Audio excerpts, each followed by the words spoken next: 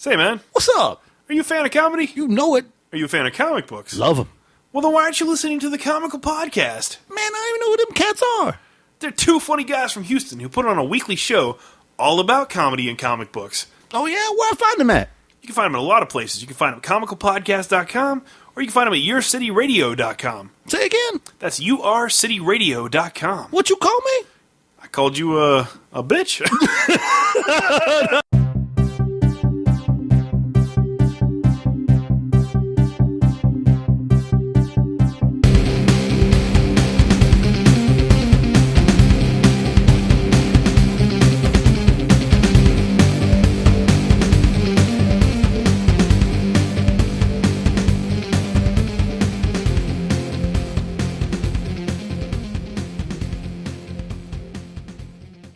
Oh my god, hello you guys, and welcome to Comical Podcast, episode 69. I'm your host, Justin Corbett, and with me is... As if. I'm like Lord Horsticles. Oh, my God. Oh my god. Oh, my God. Totally, right? Totally. Like really super bitchin'. How are you doing today, Mr. Horsticles? Oh, I'm doing just great. I got my hair and my nails done. Oh, that's totally hot. For sure. Oh, my God. All right, enough of that. We kept it up for 20 seconds. Valley dudes. Oh, my God.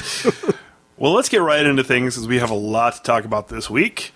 What were your top two books this week, man? Hey, my number 2 was Clearly Empty. Number 2. Oh, yeah, Empty is really good. That was actually my pick of the week. Jimmy Robinson is doing everything in this book. He's doing the writing, the lettering, the coloring, the covers, everything. Like, oh my God, I can't believe he's actually doing that. He's totally doing it. For sure.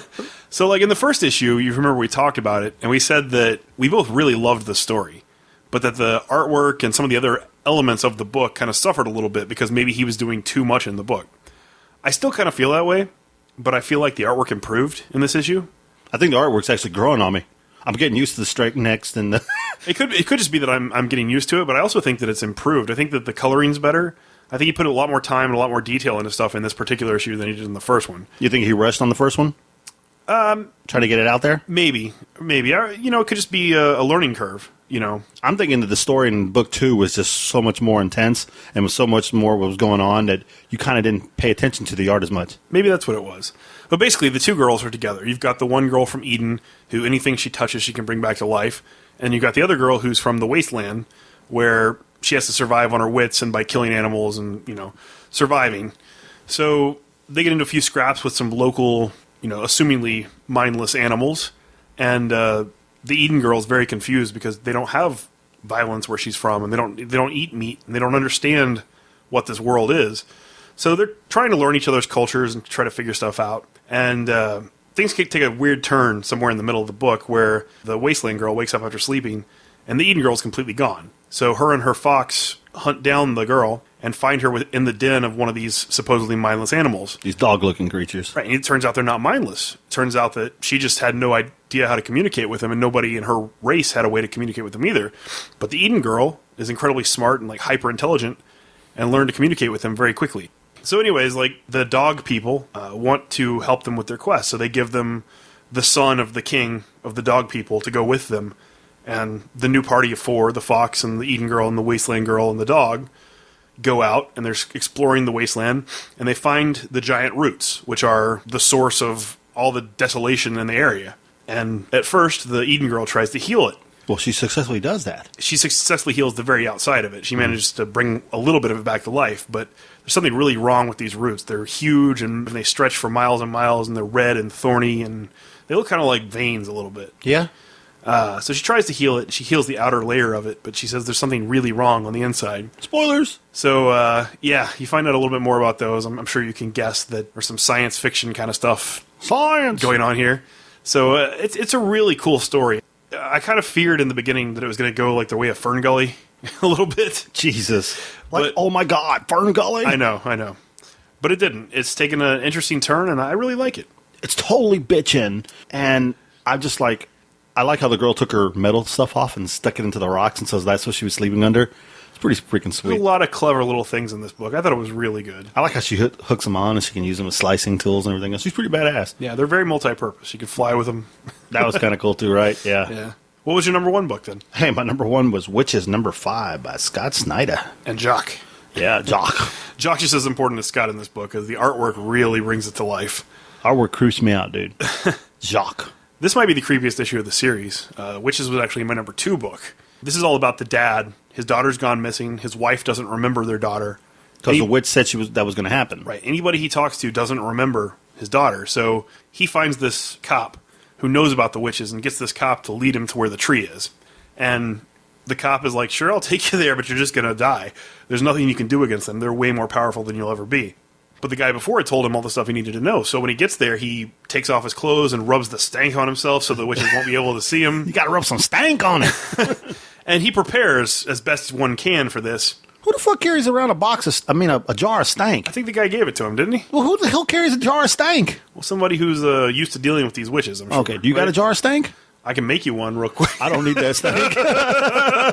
We don't need your stank. Hey, we'll box up that stank and we'll send it out to the comic syndicate, bastards. What, in exchange for your horse costume? I don't need that horse thing. Continue on with the witches. So anyways, he goes down into the hole. He climbs in the tree. He's covered in the stank so the witches won't see him, and he's walking by them. He can actually see them now. You see them up close for the first time, and they look creepy. That was creepy as crap. And he's doing his best to not get detected. He's doing his best to stay in the shadows and make it to the center of the place, the heart, the cauldron, as they called it, where his daughter might actually be. So as he gets deeper and deeper, he starts to realize like he's not really going to be able to escape this. And he does eventually find her, and when he finds her, it flashes to the guy outside of the tree, the policeman, and he's like, I told you when you got to the cauldron, the heat was going to get too hot and the stank was going to wear off. They were all coming for you. And I know that the next issue is just going to be completely insane. So you think he gets to the exit, but he dies trying to get her out? I have no idea what's going to happen. One of the coolest things about Witches is not even the story. The story is amazing. The artwork's amazing. Everything about it is just great. But the coolest thing for me about Witches is the little monologues that Scott Snyder writes in the very back of the book. He writes these little, stories of his own personal life, explaining where the inspiration for these things in the book come from. And he's always telling really interesting stories. And even in this one, he told a great story about Disneyland and how he used to work as a costume performer and how that gave him the inspiration for some of the stuff in the book. So I just think it's really cool that he takes the time to write those insights into how he came up with all this stuff, because it is a really creepy series. Well, like I said before, it resonates with me because of my past and whatnot, everything else. Check me out with the big words here. And book one... Totally. I know, like, wow, oh my God, totes my goats. So, book one, it was all about him. That's how book one started, that whole car and crap. So when I'm reading book 3, I'm like, Jesus, this is actually happening to this dude? Man, he's got some problems. Of course, that's not the case, but still, you start to wonder, like, oh man, I want to be this guy. No, definitely not. So what was your number one? My number one was actually Rumble number 4 from John Arcudi and James Herron. So much happens in this book. The bartender is the main kid who was protected by the Scarecrow in the first issue. Mm-hmm. And he's at the bar working or whatever, and this old man comes in, the same guy from the first and second issue, and the guy who got his arm cut off. And he's talking to him about his friend, the Scarecrow guy. Mm-hmm. And it's really cool because when you see him reach out to get a drink, his entire arm is made of bone. And he had no arm before because it got cut off. So he regrew his arm, or he's in the process of regrowing his arm by, as he calls it, ingesting protein. He needs a lot of protein to regrow it. Turns out what happens is he ate his other body part that got cut off, which is how he started to grow it back. That's pretty twisted. Yeah, it is. Then you got the story with the Scarecrow going on where he's going to fight the Flame Demon. And he's pissed off about his body. And the Flame Demon and a couple other minor demons are having a little discussion about what happened to his body and where it is. And they're trying to see if they can maybe prepare it so they can actually give it back to him, because they don't want to fight him because they know he'll kick their asses, basically. So their little dialogue is real interesting. And then the stuff going on between the Scarecrow and the Pyro Kid, or Metal Kid, or whatever you want to call him, is the bartender's friend. The fat kid. The fat kid. Yeah, you can call him the fat kid. They have a real great discussion going on. So you learn a lot more about the world. You learn a lot more about the gods and demons and all that kind of stuff. And then it just sets up the next issue so incredibly well. And I can't wait to see what happens. It was good. I like the interaction between the Scarecrow guy and the fat kid, and when they run into the dog. I thought it was kind of cool. I thought the first issue of this series was just okay. Mm-hmm. And when I read it, I was like, well, I don't really know where this is going to go or how I'm going to keep reading it. Like a lot of books, you give it a shot, and if you just don't click with it quickly, you drop it. Yeah. But by issue 4, this is now one of the series that I think I look forward to the most. I'm always excited when Rumble comes out. So if that's not a good enough endorsement, I don't know what is. Like, oh my God, you totally nailed it. So go check out Rumble, guys. I think you'll like it. All right. Okay. I do check it out. I read your copy. Yeah, I know, cheap bastard. So we covered your top 2, but what was your pick of the week this time? Hey, my pick of the week was Guardians of the Galaxy number 25. From Brian Michael Bendis and Valerio Schiti. That's right, Schiti. That guy probably had a terrible childhood. I know, man. Clearly he's put his shit all over this book. I wouldn't say that unless his shit's like an amazing artwork. Well, it is. It looks really fucking good. I mean, it's completely awesome. There's some pictures in this thing. You're like, holy crap. Like that? So Guardians was really good this week. It was almost in my top 3. I really considered it. So the Avengers and the Guardians that are on the Kree home planet of Hala are talking to the Kree Supreme Intelligence about what happened with Ronan and what the plan is for the Black Vortex. And the Supreme Intelligence wants to hide it away where it can't hurt anybody anymore, and he wants all of these Earthlings off of his world. Why are they always pressing the Black Vortex, man?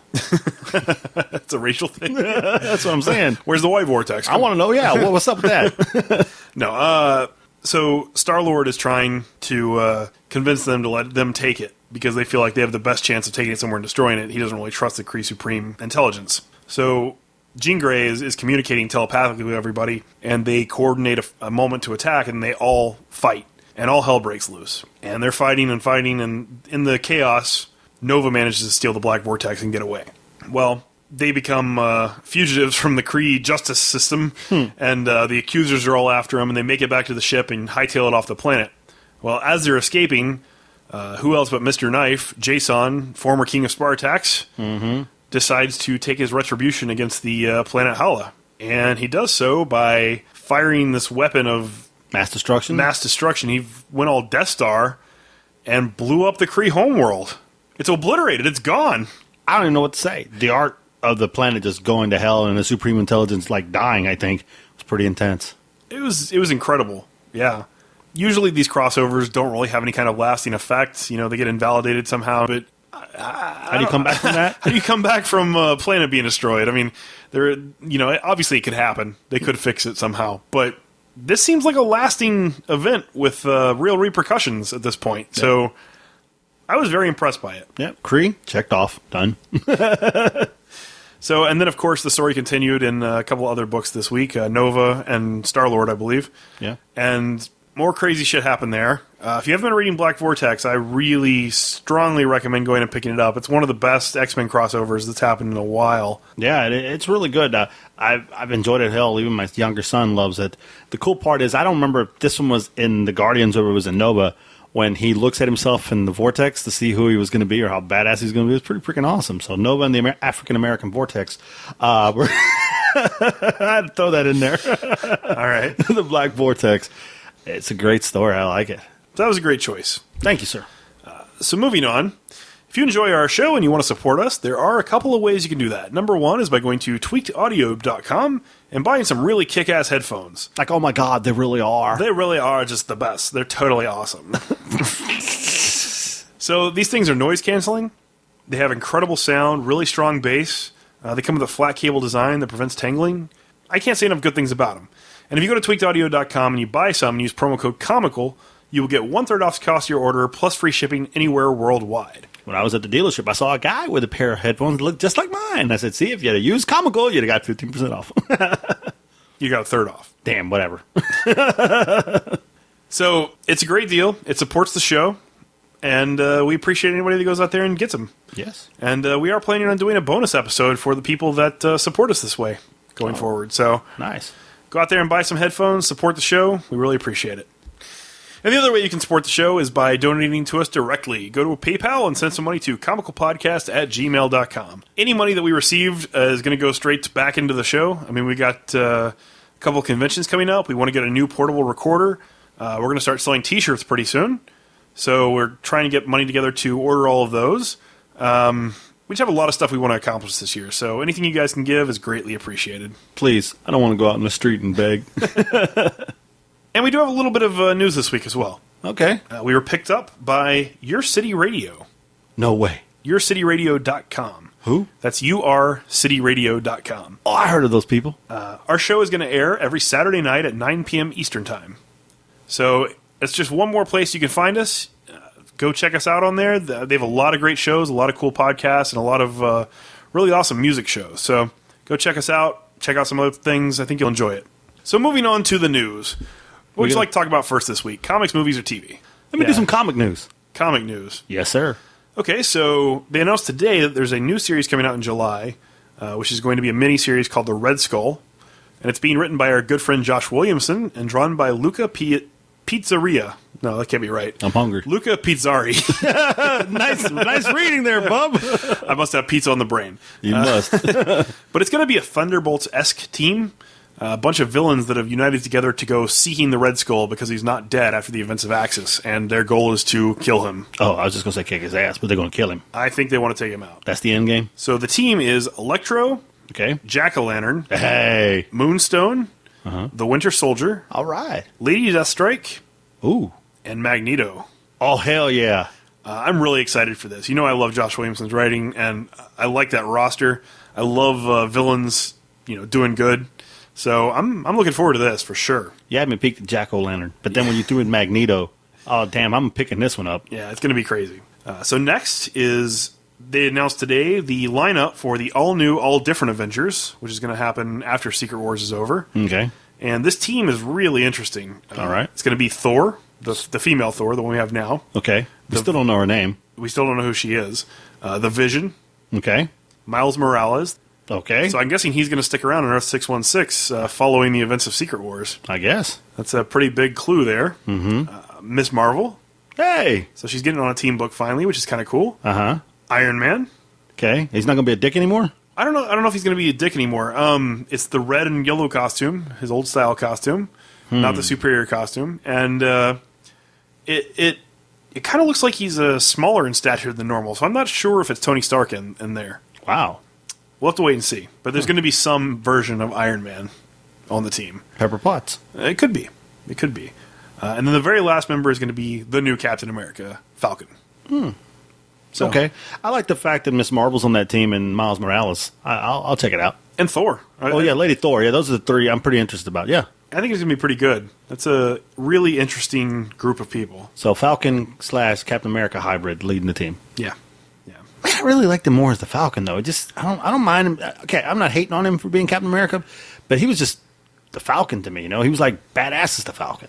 You just miss Steve Rogers. I understand. I miss Steve Rogers, I've been a too. Steve Rogers guy for so long. Yeah. It would be nice to see Steve come back, and I'm sure eventually he will, because obviously it's Marvel. Because the thing between Steve and the Falcon, I mean, they were such a, cohesive unit, and they, Hey, Secret Wars is going to mix all kinds of things up. You never know what's going to happen on the other side of it. So, young Steve Rogers may come back. Nice. He may get his mojo back somehow.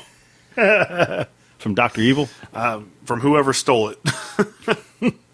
So next is the new Secret Wars titles that were announced this week. Okay. The first one is New York Bulletin, which is going to be like a newspaper-style comic book that's coming out. You remember in Civil War they did the Daily Bugle, and it was actually printed on like newspaper paper, that real thin recycled paper.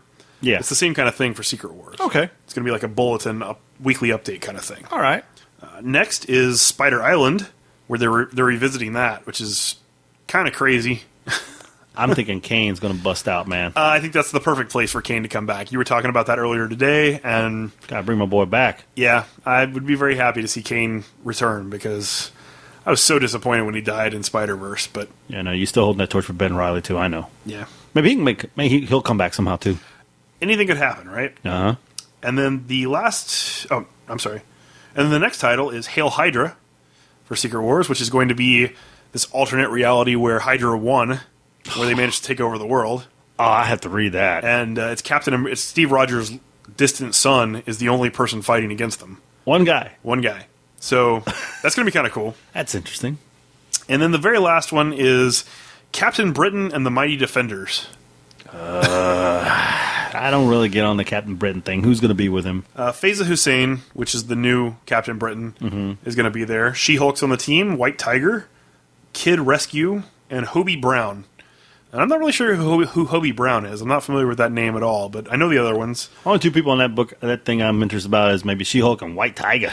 I like both of them. I mean, White Tiger's been really good in Captain America and the Mighty Avengers, so I'm guessing this is the replacement book for that. So it'll be lame. I'm not sure if it'll be lame, but I'll give it a try. I'm not super excited for it. I'll just give it a try. Yeah, it's not one of those that's like, oh, I got to get it. I'll either be pleasantly surprised or I'll just drop it after 2 or 3 issues. Do we know who's doing it by any chance? No, not yet. Oh, okay. Not yet. So moving on, what do you want next? Movies or TV? Let's go to the movies. Okay. So movies, Lana Condor was just cast as Jubilee in X-Men Age of Apocalypse. So they're replacing the girl they had as Jubilee before in the old X-Men movies. I'm trying to remember who she was. She only had like a small role in the third X-Men movie, I believe. So she's going to do the whole little fireworks, probably. Yeah. And this Lana Condor girl is a relative unknown, so she hasn't really been anything yet. She hasn't really established herself, so this is her first big break. So I'll give her a chance. I looked up her picture and stuff. I mean, she does kind of look like what you'd expect Jubilee to look like. You racist bastard. So I put a yellow coat on her, and you got Jubilee. Come on. Not a yellow coat of paint. Whoa. Yellow raincoat is what I meant, obviously. I got you. All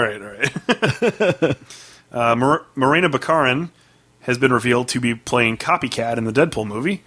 We already knew she'd been cast, but we weren't sure what role. Mm-hmm. So Copycat, if you're not familiar with her, is a character in Deadpool's early history who pretended to be Domino for a really long time. So I'm assuming we're going to see Morena Baccarin as Domino and as Copycat, and then if they use Domino in future titles, we'll see her again as that character. When they first revealed her picture, when they first revealed that she was going to be in the movie, I was really hoping she was going to play Domino. But this is a real good second choice because we're still going to see her portray both characters most likely. So I'm excited for that. Well, good for her. She'll get an opportunity to do other movies. Well, she's been in a lot of stuff. Well, the same character. Oh, okay. Next, Jesse Eisenberg released an image today showing himself as Lex Luthor. What's up with that head? It's Jesse Eisenberg bald. There's nothing special about it. It's not like he's wearing a costume. He's not wearing the big Luthor suit or whatever. Did they put an extra dome on top of his head? His head looks awfully large. No, it's his normal head. They just shaved him bald. Maybe he should grow his hair back. I was kind of expecting a buzz cut or some kind of variation based on the way DC's been doing things lately. Or maybe he was going to be real happy Lex Luthor and we'd see a smiling guy. Nice. But all we got was exactly what I expted, bald Jesse Eisenberg. Yeah, so. movie will be out in 2028. Next, they released an image today of the Fantastic Four in their suits, and you get the first look at The Thing. I didn't see it. It's kind of cool. Is it? They look pretty good in their suits. Johnny Storm is kind of interesting the way they did the flame, because it doesn't really engulf his whole body, just the exposed parts of him. And yeah, like his hands and his face. So the suit... What? Okay. So the suit, I guess just doesn't catch fire. And then the Thing is massive. Like, he's a whole 2 or 3 feet taller than anybody else on the team. And, he looks real big and rocky. And well, he should be, don't you think? Yeah, but, every time Thing's drawn in the comics, he's kind of a short guy. Yeah, short. Yeah. They made him really big, kind of like Korg, maybe a little bit. Huh. But more bulky. So I think he looks pretty cool. They went big. Yeah, they went big. Oh my god.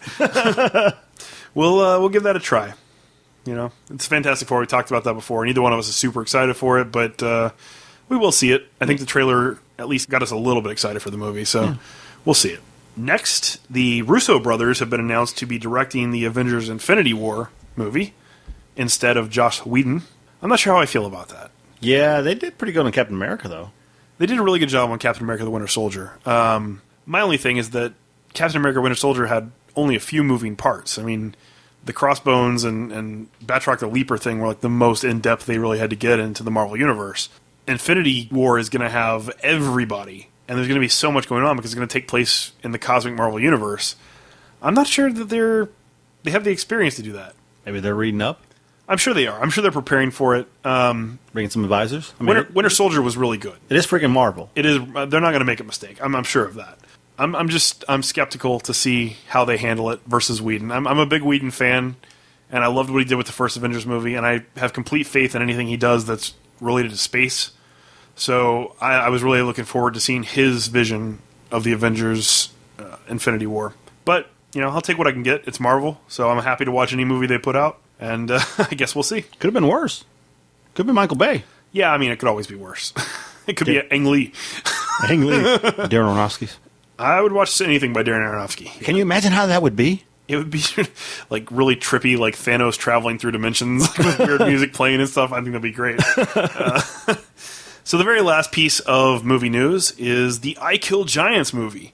If you remember, we talked about that sometime last year when the 5th anniversary edition of the book came out. It's written by Joe Kelly, who's one of my absolute favorites because of his run on Deadpool. This is such a touching and inspiring story. I mean, it's about a girl who loses her mother and can't cope with that, and she has to learn how to deal with growing up in the world alone. And it's a sad story. It'll make you cry if you read it, probably. But it's really beautiful and just an amazing piece. And I'm really looking forward to seeing it on screen. Who's playing the girl? They haven't announced any casting announcements, but they did get a producer and a director attached. So Chris Columbus is going to be producing, and Anders Walter is going to be directing. So it might be a little dark. Oh, it's definitely going to be dark. Yeah. But I'm excited for it. I think it's going to be awesome. You have like Ellen Page play the girl. She's a little younger than that. Okay. I mean, she's probably going to be pretty young, like maybe 7 or 8. Oh, okay. Yeah. And that's all for movies. TV, there's just a little footnote here. Joseph Gilgum was cast as Cassidy in the Preacher TV show. So, if you're a fan of Preacher, a little bit of news there. Way to show that enthusiasm. And that is pretty much it for us. So earlier in the week, we had a very special guest on the show, Mr. Kyle Starks, to talk about his brand new Image book, Sexcastle. And it is just an amazing story. It's hilarious from beginning to end. It's totally awesome. For sure. And you need to go ahead and read it right now. Totally. Totally. Oh my God. And it's really bitchin'. It really is. But it's about this assassin, and I've already read it 3 times. I can't lie. I keep reading the book because it's just so great. And, It's a throwback, man. It's just a throwback. It's a throwback to the 80s, to all these action movies from the 80s, and you're going to love it. So we interviewed him earlier in the week, and I'm just going to go ahead and play that for you now. So enjoy it, and we will see you guys next week. Welcome to the show, Kyle. I'm glad to be here. We're happy to have you. Thanks for having me. All right. Yes. So for those of you who don't know, Kyle Starks is the creator of a brand new book that came out last week called Sexcastle. And it's just amazing. If you remember, it was my pick of the week last week. I loved it. It's a real action-packed book about an assassin. And I'm not going to try to do it justice by explaining it, so I'm going to let Kyle take it away and tell you guys what it's about. It is about the world's greatest assassin turned ex-Secret Service agent turned ex-con who's given up that life. He's going to go be a gardener. And then the world of killing just drags him back in, as it always will. That's it. It's a polar bear. I don't know. Nice. And then it gets crazy. I was watching Roadhouse, and when I watch Roadhouse probably on average, let's say once a month. Oh, wow. I'm saying lifetime average. If you took it, Man. like there's maybe a week where I watched it a whole lot.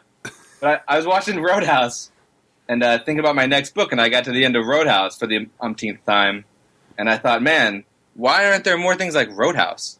And because there aren't. And I was like, I'll just make that. And then I did. And that's Sexcastle. I can definitely see the influence there. That's really funny. First of all, Dave the Nerd would be really happy that he watches Roadhouse once a month. It's kind of like with me and Big Trouble in Little China. I'd probably watch that once a month. I could watch I could watch Die Hard. I could watch Big Trouble probably, and I could watch Roadhouse. Like you gotta watch this once a month. I'd be like, okay. It's not a very bad punishment, right? No, it's not. Yeah, no, Those are classic movies. I think so. I think for Justin it'd be Grandma's Boy. Yeah, I'm a big fan of Grandma's Boy. As far as action movies, Die Hard's probably my favorite. Die Hard's probably my favorite too. I feel like it's like I've watched Roadhouse just more in the last 2 years. I don't know if it was on Netflix. I don't remember why I ended up watching it. Because I think I have nothing better to do. I'd put Roadhouse on. Roadhouse has moved up to like right under the lip of Die Hard of my favorite action movies. Wow. I need to go watch it now. Roadhouse. You haven't seen it before? Roadhouse. I've saw little pieces of it. That's the one when he's in the bar, right? Wait, Patrick you've Swayze? never seen Roadhouse? He's a bartender. Well, here's the story. What? No, I've never seen Roadhouse. I'll give you the gist. Patrick Swayze is like the most badass like bar guard like what is his name for that? Bouncer. Yeah, that's what it's called. He's like the most badass bouncer. He's actually the second most badass, but that's details, right? Yeah. Yeah. And this guy lives in like Nowheresville, nowhere, and he has a bar called the Double Deuce. And Nowheresville, nowhere has really gone to shit. So he's like, I'm going to lose the Double Deuce unless I can get this bad element out. I need the best bouncer I can. All right, that guy's busy. So he gets Patrick Swayze instead. And Patrick Swayze comes to Nowheresville, and he kicks ass for 2 hours. Oh, wow. Yeah. And a little known fact, I'm forgetting names, but, Terry Funk, the pro wrestler Terry Funk. Nice. Famous Texan wrestler Terry Funk. Yep. Did all the fight choreography for that movie. Huh. I didn't even know that. Yep. So the fight sequences are like, they're like a little bit different than every other action movie. Like it's kind of more like punchy, like realistic punchy. Yeah. My dad would be so proud of me for like criticizing the realism of the fight sequence. Oh yeah, I know pro wrestling. I know Terry Funk. Terry Funk, famous Terry Funk. He's in it too. He's also in the movie. Cool.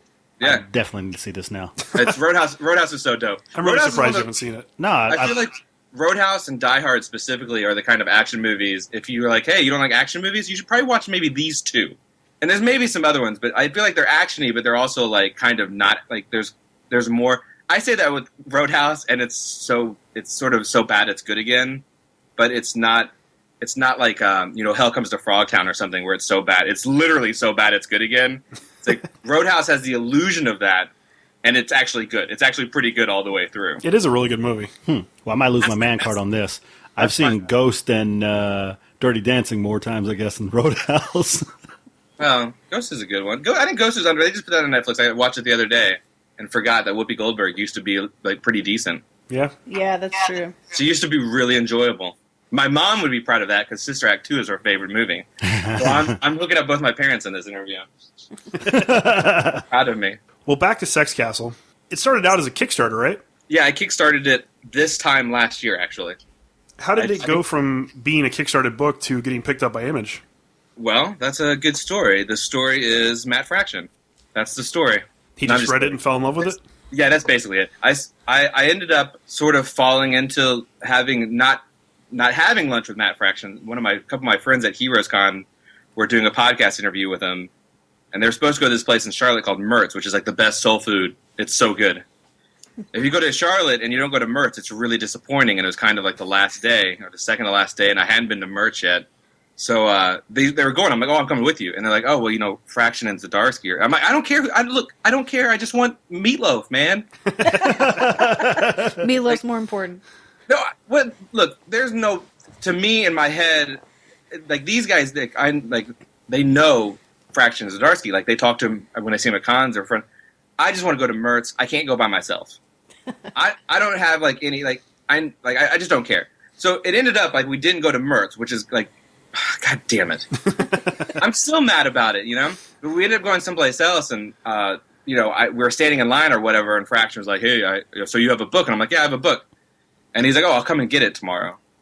All right, just FYI, Fraction does this like he's like the nicest guy, and if you meet him and something like that comes up, he really does. He does it. I know 2 or 3 other people who he went and got their books just to be polite. You know what I mean? Like, just to be like a polite dude. Because he is. He's the most polite dude. So Sunday comes around, and it's getting towards the end of the day, and he hasn't came. Well, Sex Criminals just came out, basically. So they have like a line, like the craziest Sex Criminals line, which is funny. Not a bad Sex Criminals line, a good one. Not the kind that would scare children. All right. So I'm like, you know what? I'm just going to go over there and give it to him. Because who knows what will happen. Right. So I went over there, and there's a big line, and I'm not going to wait in the line because I want to get back to my table because I'm losing money. So I'm like, hey, Zdarsky and Fraction, who are in the middle of signing and making tons of money. I was like, here's my book that you asked for. And Matt's like, oh, yeah, great. Well, how much is it? And I'm like, yeah, it's nothing. You're Matt Fraction. You get this book gratis. And Matt Fraction points at me and he says, pros get paid. And he gave me $20. Nice. Yeah, it's my favorite. It's my favorite comic book story. That's awesome. Hope you framed it $20. Not only did I get an Image deal, I got $20 too. So it's a pretty sweet gig all around. Yeah. But I guess I don't know if his plane was delayed or if he just read it while he was waiting. But he tweeted about my book for like 2 days, which was great for me. I made a bunch of sales. That's awesome. And then he was like, hey, would you mind if I email Image about you? And I was like, no, email everybody about me. Email your parents, like so like I wish it was like the story is like Matt Fraction's awesome, like that's the story. Pretty sweet. So that's how I got my Image deal. Well, your book's awesome too. Yeah. We're both huge fans of it after reading it, and I want to go check out all your other books. I didn't even know you had been a webcomic writer and creator before this came out, so now I'm going to go back and try to find some of your previous stuff to read. If you go to kylestarks.com, most of it's there. Most of mine, pretty sure. I have some mini comics and stuff like anthology collections, but I think if you go to kylestarks.com, you can see almost everything that's not Sexcastle. Cool. Kind of early. I think some of it's been re-edited, but for the most part, like Legend of Ricky Thunder is a book I kickstarted in 2 years ago, which is my wrestling book. Yeah, I read something about that. I haven't gotten a chance to check it out yet, though. It's been called the best wrestling comic ever. Sweet. I did it.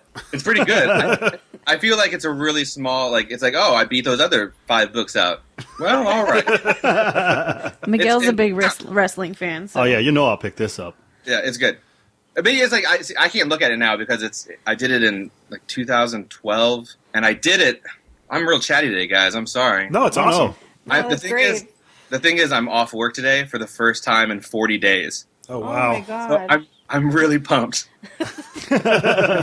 my kids are staying the weekend with my mom. I'm really excited. So the deal with Ricky Thunder was I have 2 little beautiful baby girls, and at the time we were about to have my second daughter, and since I just had my first 2 years, I was like, all my time in my life will soon be gone.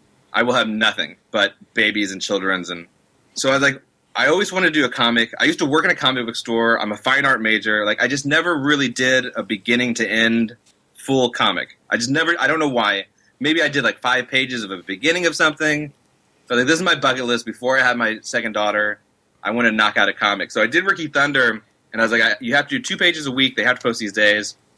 And the issue with it when I look back is some of the stuff I did that day in like a couple hours before I had to go to work. So it's tough to look back on. No one complains about it but me.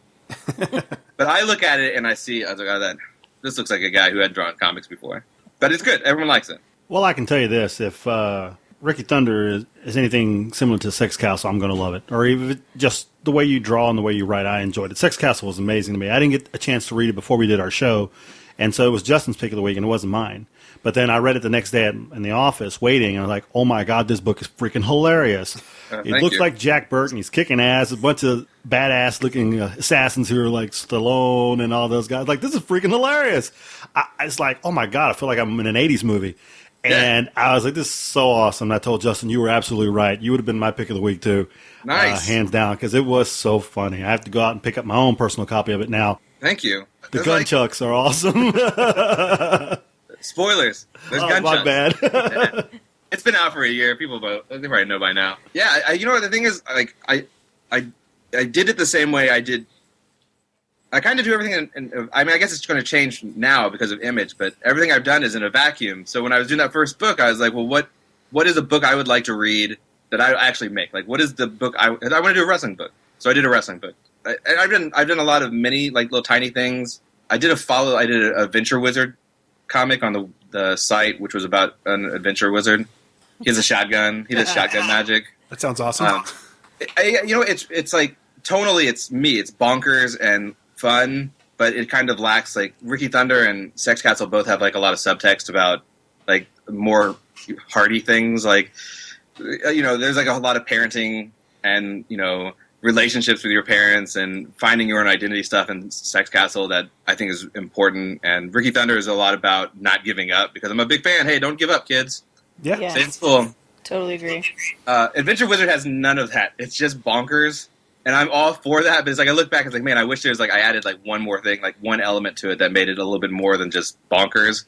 But they're all sort of totally the same. It's like bonkers and fun and what do I want to make? And I made Sexcastle, and I'm like, what's next? But I made them all in a vacuum. Like, I just made, like, what is Kyle like? And I was like, oh, now people are looking at me. So it's real hard to be like, nope, I'll still just do whatever I want. No. I probably am going to do whatever I want, just FYI, but... That's a good thing. What you've done so far, I've enjoyed. So. Yeah, it's real hard to do nothing when people are... You're like, oh, no big deal, just Matt Fraction saying... this guy does good stuff. Like, oh yeah, all right. Well, I guess I got to keep making good stuff. I wasn't even really trying before. I just tried to make stuff. Well, do you have any aspirations to work for one of the other companies like Marvel or DC and do superhero kind of stuff? I can't imagine. I did just have a draw in Unbeatable Squirrel Girl, issue 3. Oh, really? I drew the Deadpool card. It's like, it's about, I'm doing my hand, you can't see, it's about a half an inch by a quarter inch. It was really funny. I read the book, and I saw that. That was really funny. That's the card. I drew the tiny little Galactus card. That's me. That's awesome. Yeah. Because of this and sort of going from someone just making books because they really like making books to maybe it's like, oh, maybe I made something everyone seems to like. And I think everyone I know that's read Ricky Thunder is like, anyone who's read Almighty, like, I've yet to have someone be like, hey man, you really shit the bed on that last thing. So it's like, I don't know, maybe I'm okay at this. I'm reaching the point where it's like, I would maybe not want to work 40 days in a row anymore for somebody else, as I have been. So yeah. I would love the opportunity. I can't imagine like just how my dialogue is, like, which is, I'm doing finger quotes, like more realistic, like sort of kind of white trashy, honestly. I can't imagine Marvel being like, hey, let's get that guy and put him on Ant-Man. Although I have the best Ant-Man story. Hey, they did give Zdarsky Howard the Duck. Yeah, that's true. That's true. There's plenty of quirky characters out there that you would be perfect for, I think. Oh, yeah.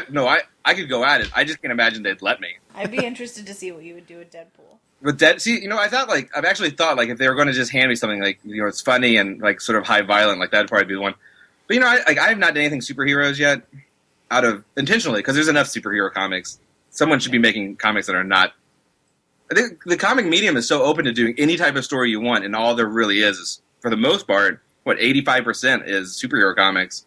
True. Like, no, I have other stories. I have stories that are not superhero comics. Well, but obviously, like, just the opportunity, I would do it. And I'm hoping maybe there's, maybe something, there's a follow-up to Sexcastle that'll be maybe more episodic than just like one big trade paperback. That would be awesome. Well, in the first one, and just listening you talk, how you're a big Die Hard guy, there was no John McClane. So that could be like your second part. John McClane comes back. It's coming to get him. I didn't put, there's a few guys that didn't make it, and John McClane comes up the most. Die Hard came out in 89, and the rest of the movie, so he's like barely in the 80s. Mm-hmm. But also, the thing with John McClane is the attraction to that character is he's sort of an everyman. And the everyman can't be the bad guy, which is what all those assassins were. And Shane is trying to become that. He's trying to become just like a normal guy. So there'd be a character conflict. I put a lot of thought into who were going to be those assassins. You could always do Son of Sexcastle, like, in the future. Nice. I don't think, unless something really demanded, I probably won't do any more Sexcastle. I mean, if I did, it'd be a prequel, because at this point, like, he's had this terrible life and he's finally found. But, the follow-up, you always kill all the people that made him happy, and then that's how 80s action movies. In fact, the only thing is, like, all 80s action movies that are worth anything have a really terrible sequel. Yeah. So I feel like, it's like, well, maybe I could make that terrible sequel where he's just, like, going to the grocery store. Or maybe, like, he's fighting an alien in the jungle, like, something ridiculous. Nice. Damn it, Pan shows up. That'd be awesome. Write it down. David Lopan saves president's daughter from Super City. All right. See what I can do with that. But like I tend to think of comics, which is also something I feel is lacking, mostly because the majority of comics are ongoings. Is that you can't really ever hurt a handful of those characters. Like, there's no threat, there's no risk, and that affects the drama of those characters. So I like stories that have beginning, middles, and end, and that's the kind of stories I want to tell. So for my own personal stuff, like, it's like I told the Shane Sexcastle story before he came to this situation. He was in jail, and before that, he's a Secret Service agent. Before that, he just killed everybody, and before that, he had a terrible life with his terrible father. So, like, the story's done. But that's not saying I couldn't do it again. I could, because I fell in love. But I think I tell people if I was honestly going to, by the end of that book, my favorite character was Big Sur and his polar bear. Yeah. And like that's like those are the guys I'd probably want to see, like, where they go next more than anything. But Sexcastle's done. I'm ready for the next thing. Cool. Could you see yourself writing something dark? Well, I did. I actually did a horror comic for Boo, the Boo anthology on Monkey Brain. Okay. And I have some interest in horror because I think it's really difficult to do in comics, and I feel like that's a challenge. But I think right now I'm doing sort of the high action, sort of bonkers thing with a little bit of heart is the Miguel I'm working in. But I would, I keep thinking, like, I'm going to do something serious. But then I think, well, maybe no one's ready to see, the small following of people I have, maybe they're not really ready to see me do something sort of not silly. But I'm okay with that because I'm pretty silly. Like I feel like comics should first and foremost be fun. Because I don't think there's enough of that either. I don't think comics are fun enough. Yeah, that's definitely true. One thing though I would say about Sexcastle is you really captured the fun. I mean, I couldn't read that book fast enough. I cracked it open and I was just flipping pages like crazy. I loved it. I've read it twice already. Love it. Let's tell everybody. Everybody to buy one. Amazon.com. That's what we're doing. Yes. Go pick up a copy for my kid. No. You want to cry 2 times. Everyone but the kids. So what's next for you? I'm not real sure. Because it just came out with Image. There's a lot of behind the scenes things happening. I was hoping. Usually, what happens is when September comes around. This is going back to 2014. Usually, by the time September comes around, it's time for the new book because I do a Kickstarter in March or April, and then it's con season, and then con season's over for me. It's like now it's time. But I've been working literally 12 and 10-hour shifts since April of last year. Jeez. At my 9 to 5. Yeah, it's terrible. It's so terrible. So I had never really got the opportunity. Then I tried to force a book in January that just didn't work out for me. So right now I'm like, well, I'm a year off, but here's another book. Basically, it's the same book, but now it's with Image, and I'm wanting to promote it and see what happens with it. And maybe, hopefully, if it does well enough, I'll get some job offers. So I don't really want to get deep into what would be my personal next book. And then someone be like, hey, do you want to write Deadpool? Or, whatever the case is. Yeah. Because then I'll be like, oh, I'll just set this book that I've been working on. Because usually, like, if you start your one thing, you kind of want to do just that one thing until it's done. Right. So it's consistent, Yeah. Well, I have ideas. I have ideas, man. I got ideas. I'm ready to go, but I'm just waiting, just giving it a minute. Well, whenever you're ready to unveil your new stuff, give us a holler. You're definitely welcome to come back on. Nice. Yeah, we'd love to have you on to promote, and I'm almost positive that the Image release of Sexcastle is going to bring you some new opportunities because like I had never heard of you before until I saw people tweeting about the book, and then I picked it up, and wow, that's all I can say, man. It's great. Yeah, it's awesome. That's what I want to hear. That's what we want to hear. Woo! That's what my kids are like. Woo! They would be. You need to get on with Matt Fraction and do a little bit of Sex Criminals. The guy who it's interesting because I started going to conventions, I guess, 2 years ago, and all the people I sort of met, like I'm going into a line here. Robert Wilson IV. Do you guys know who Robert Wilson IV is? I know that name. I can't place him though. He's sort of been around, but he just drew the 3rd issue of Bitch Planet. Okay, yeah, that's why you know that name. Yeah, yeah. I met that dude like 2 years ago. Everyone I met, like I tabled next to Erica Henderson, who's now drawing on Unbeatable Squirrel Girl. Like all the people I met basically at the first convention, like these are my friends. These are my friends. All right, like this year are sort of like rising up. But Robert Wilson IV was saying that he's like I would love to see Kyle Starks do some backups. Like I would do Sex Criminals backups. I'm okay with that. I know about sex. That's funny. Just a little funny side note. Every time Justin picks up Sex Criminals or sex, he puts those books in my desk where they're the first thing I see when I open up my drawers. I quickly shut it like, come on, man. it's funny to me. But I could so see you writing Deadpool, Kyle. I could see Deadpool just doing stupid things, all of a sudden break out the yippee-ki-yay mother. Oh, no, it'd be clean. Yippee-ki-yay, Mr. Falcon. The edited for TV version? Right. Yeah. No, I think, I did do you guys know Wild Dog for DC? Yeah. My chance? All right, I did a Wild Dog fan comic like in 2012. Oh, cool. So whenever people talk about it, like, oh, because he was like, oh, DC, isn't it time you got to renew that Wild Dog license? Like, where's Kyle Starks doing? Kyle Starks doesn't do anything. Go ahead, DC. So there's some guy like D-Man. You guys know D-Man in Marvel? Uh-huh. He's an ex-pro wrestler turned hobo. I could kill that. Yeah. Yeah, there's some stuff out there that I could definitely do. Cool. But that's pie in the sky stuff. I'm doing one book at a time now, hoping for the best. So you mentioned wrestling a couple of times. Are you a big wrestling fan? I am not the fan I was 6 months ago because the mainstream product is really bad. But what I do watch, I'm way into what I still watch, which is like Lucha Underground. Oh yeah, I recently started watching that with my dad. Lucha Underground is everything wrestling should be, and there's an indie promotion called Chikara that I'm a huge fan of. They do bonkers things like time travel stories and stuff like that. Wow. Huh. Yeah. Huh. It's real, like the guy who runs and it's like A+ wrestling. It's A+ wrestling too. They do a lot of tag team stuff and a lot of stuff with like Mexican rules, which is 3-on-3. There's no tag. It's really smart, and they are not afraid to do just storytelling. Like, well, how about we have a mind control jewel? Like, all right, we got one. And then like how many stories like, they do? Yeah, it's great. Like they're real big on telling stories, and I think wrestling, I watched it when I was a little tiny man, when it was just like Hulk Hogan and Junkyard Dog. Mm-hmm. And my grandma used to take me to see Jerry Lawler at the Evansville Coliseum every Wednesday night. So when I was little, I was way into it, and then I got out of it because of puberty. 80. But when the late 90s came back, when everyone, I got back into it because the storytelling was so strong, and that's really what my interest is in anything is, sort of like the process and the actual how stories are built and how stories are told. I mean, the great thing about wrestling, like in wrestling and 80s action movies, is no matter what the problem is, it has to be resolved with violence. It's great stuff.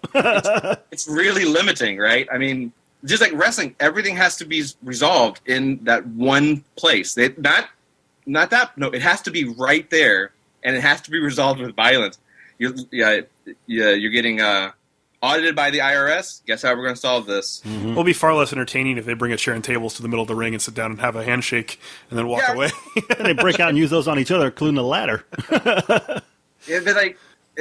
So I really like. And I think comics are kind of the same way too. Especially like the big superhero comics is that everything's sort of resolved with violence.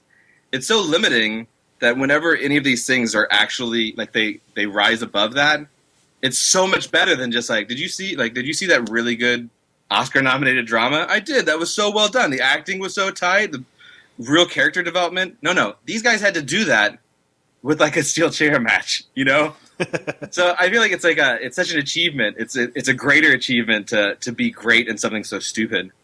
Yeah. So I'm a big fan now. And now but it gets harder and harder. It's turned into the WWE stuff's turned into this weird McDonald's product where they don't risk anything and they don't really care outside of like, oh, this is what our hamburgers taste like now. Like, do you guys want to tell a story? No? All right. Well, Chikara does, and Lucha Underground does. Lucha Underground's pretty great. It just started, too. So, yeah, I saw Alberto Del Rio on there the other day. Yeah. Alberto Del Rio, like, did you watch? So they just had a match, which was a casket match, which is, okay, that's fine. But the match is between the human representation of a phoenix, okay, and their human representation of death. Like, what's not great about that? It's death fighting a phoenix. That's like it's the man of 1,000 deaths versus the phoenix who has 1,000 lives, right? Mm-hmm. And they had a casket match, and it was amazing. That sounds. That's what awesome. I want in wrestling. I don't care about tough guy. Oh, tough guy and tough guy are mad about tough guy. Oh, okay. Well, I guess tough guys are always going to be mad about the other tough guys. Like, no. I want the dudes who are mad at each other because, like, the one guy stole the other. I don't know. I can't even think of one of the other stories. Okay, Alberto Del Rio is fighting a guy who he beat in Mexico, and he stole his belt. That's the whole thing. He stole his belt, or he feels like he did. Like, that's good. Like, that's what I want. I want to see like these actual characters interacting like characters. And yeah, they have to fight at the end. But until we get to the fight, like, I'd like to care for some reason other than just here come some guys in their underwear. That's fine. That might be the show title. Here come some guys in their underwear. Like, that's not selling Kyle Starks. Like, if you want Kyle Starks to watch someone in their underwear, honestly, they need to be ladies. I'm not buying into just dudes rolling around. That's perfectly fine. Because you know sex, right? I know a little bit about sex. Aesthetically, I have a preference. So that's awesome. That's good stuff. Well, speaking of good stories, we did tell you we have a segment called "Tell Me a Funny Story."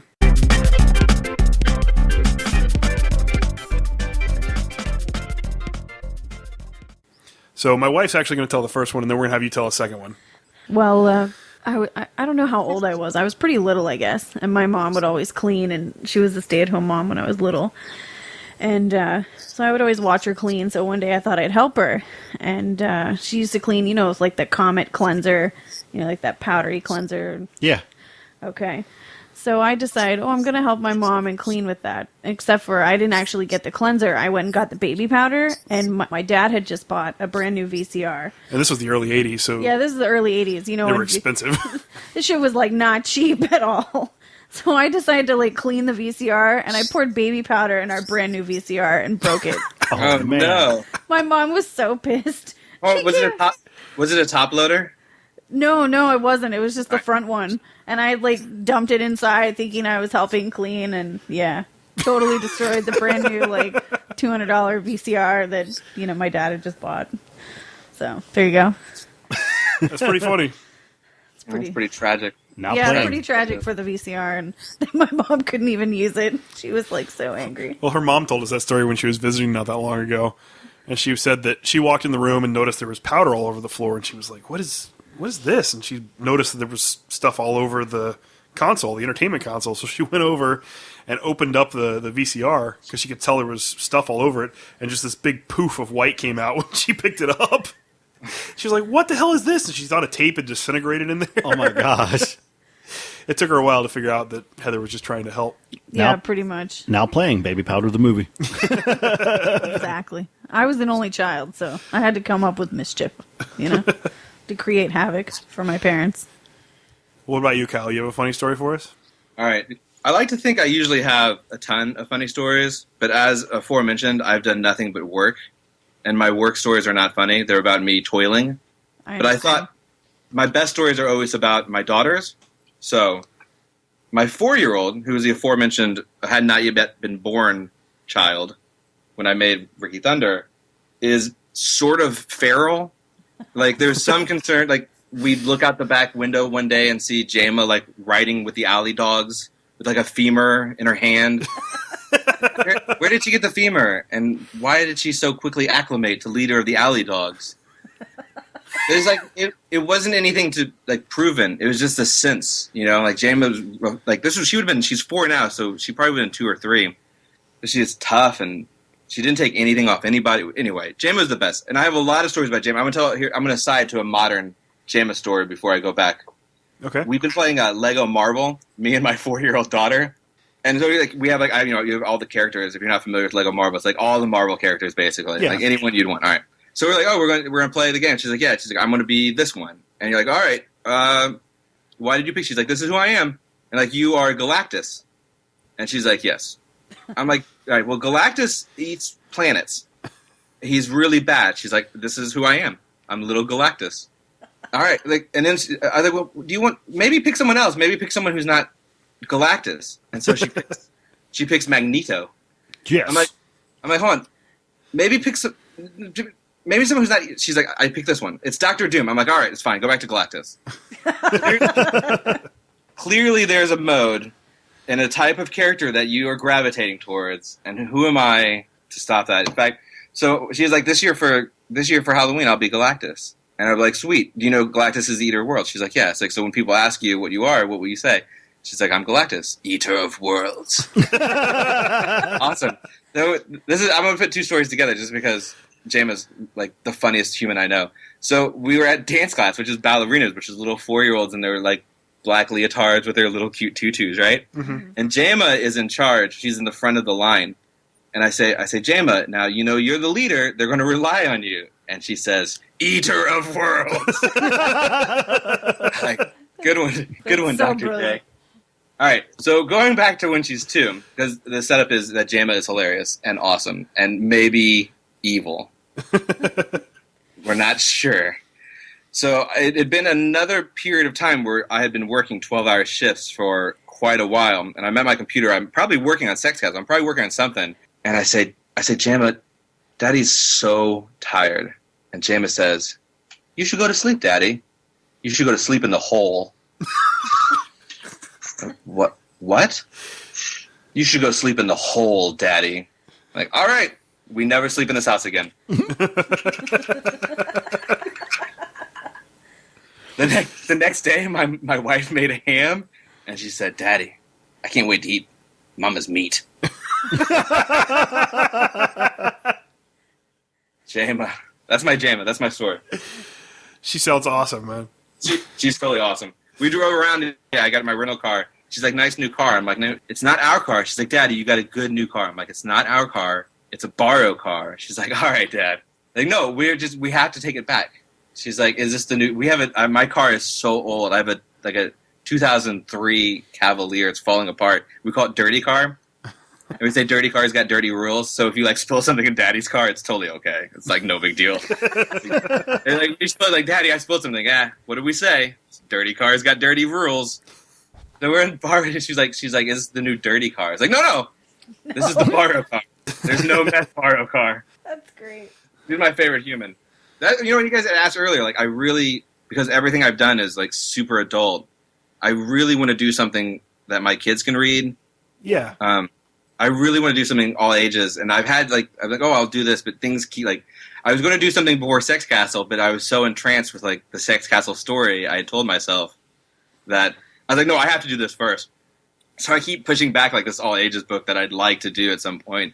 But even now, I think I have 2 books before it keeps going back. By the time I do it, my kids will be like 23. Like, I finally got around to making that book for you, girls. Oh, Dad. We're reading Sexcastle now. Exactly. That's some of my little girls, because I have one. She's 23 now. But yeah, she chose all the bad guys too. In the wrestling, she was like, "Oh, I like Triple H. Oh, I like Raven. Oh, I like X-Pac." I'm like, "Really?" It's like, what happened to the good guys?